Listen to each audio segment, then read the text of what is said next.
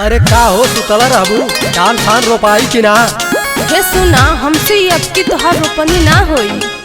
अरे ना रोपबू तो चार थरिया कहाँ से थुरबू? अच्छा, खाली हमारी खाइला का? अरे समारू आ मुरली के रोप गया, चला अमनियों के रोप जावल जा। अरे हम ना रोप हो, हमार तबीयत ना ठीक है। रिम झिम बरसेला पानी का फुहारनिया। हाँ तो का करी? सुना, रिम झिम बरसेला पानी के फुहारनिया, रिम झिम बरसेला पानी के फुहारनिया।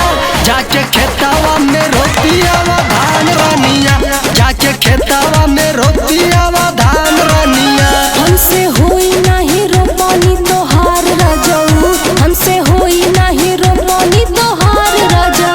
धान रोपला पट्टी से ला कमर रजऊ, धान रोपला पट्टी से ला कमर रजऊ। काम देखते तो के बीमारी हो गई।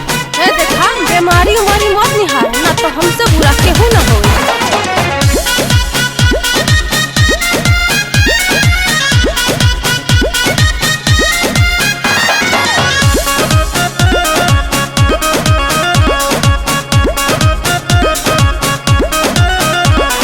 खेतवा में यदि तू डलबू न पहुआ, काम के नाम पर मार दारू भौआ।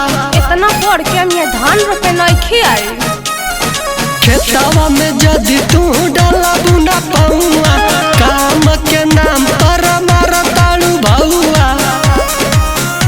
आगे बिगड़ जाई खेती का सुतारनिया, आगे बिगड़ जाई खेती का सुतारनिया। जाके खेतवा में रोपिया वा धान रनिया, जाके खेतवा में रोपिया वा धान रनिया। हमसे होई नहीं रोपनी तोहार रजऊ, धान रोपला पट्टी से ला कमर रजऊ, धान रोपला पट्टी से ला कमर रजऊ। अरे तो नजरवा में का सिखले है? अरे पढ़नी लिखनी हो और का सीखनी?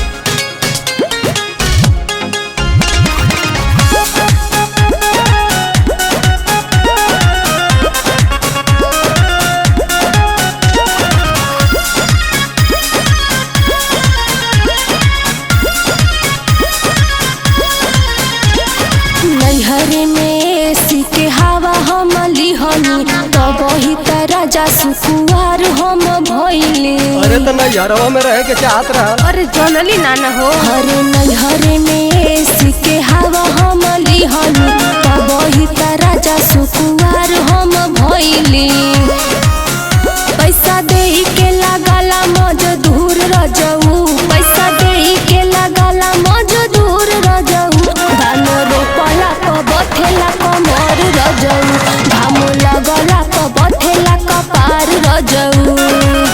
रिम झिम बरसेला पानी के फुहारनिया, जाके खेतवा में रोपिया वा धान रनिया, जाके खेतवा में रोपिया वा धान रनिया।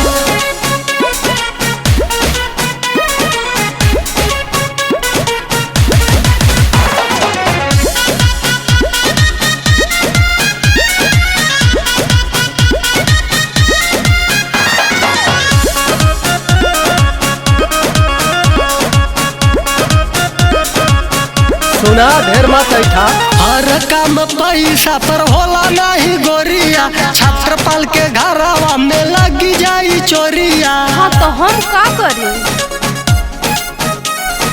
हर काम पैसा पर होला नहीं गोरिया।